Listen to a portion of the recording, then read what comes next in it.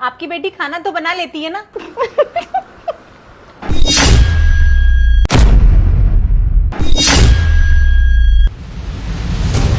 I am sorry. क्या बदतमीजी है ये?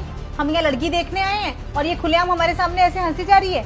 वो आंटी जी, मेरा इंटेंशन ये नहीं था, बस मुझे मम्मी की एक बात याद आ गई।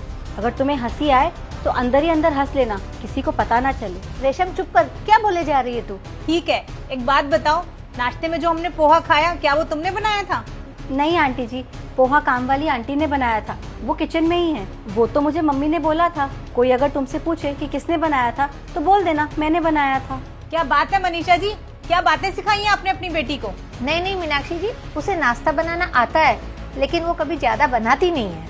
वो जॉब करती है ना, इसलिए उसको घर के कामों में टाइम नहीं मिलता है। अच्छा, तो तुम जॉब भी करती हो? जी हाँ, लेकिन वो शादी के बाद जॉब छोड़ देगी। नहीं नहीं, कोई जरूरत नहीं है जॉब छोड़ने की। देखिए मनीषा जी, हम आज के जमाने के मॉडर्न सोच वाले लोग हैं।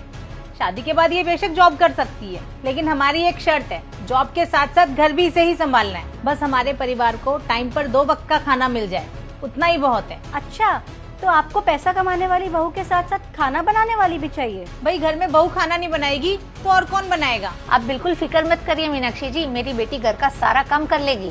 हाँ बिल्कुल, मैं घर के सारे काम कर दूंगी। अगर आपका बेटा आटा गूंद देगा तो मैं रोटी बना दूंगी। अरे मम्मी, ये लड़की पागल हो गई है क्या? ये तो हमारे भैया को काम करने के लिए बोल रही है। क्या क्या बोला तुमने? मेरा बेटा आटा गूंदेगा? बस इतना ही नहीं आंटी जी, अगर ये झाड़ू लगा देंगे तो मैं पोछा लगा दूंगी, अगर ये सब्जी छील देंगे तो मैं सब्जी बना दूंगी। इन शॉर्ट, ये जिन जिन कामों में मेरी मदद करेंगे मैं वो सारे काम कर दूंगी। रेशम बेटा, ये तू क्या बोल रही है? चुप कर। रहने दीजिए मनीषा जी, अब ये नाटक करने की कोई जरूरत नहीं है। ये जो भी कुछ बोल रही है ना, सब आपका ही सिखाया हुआ है। अरे कौन सी लड़की अपनी होने वाली सासू के सामने ऐसे जबान चलाती है, और खासकर ऐसे मौके पर जब लड़के वाले उसे देखने आए हो।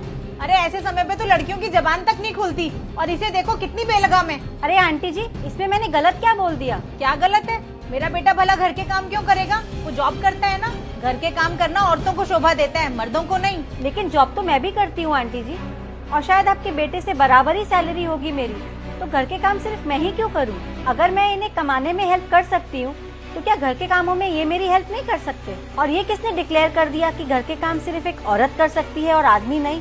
आंटी जी, घर के काम एक स्किल होती है जिसे थोड़ा बहुत सबको आना चाहिए। जैसे आपका बेटा आपका राजा बेटा है ना, वैसे ही मैं मेरी माँ की रानी बेटी हूँ।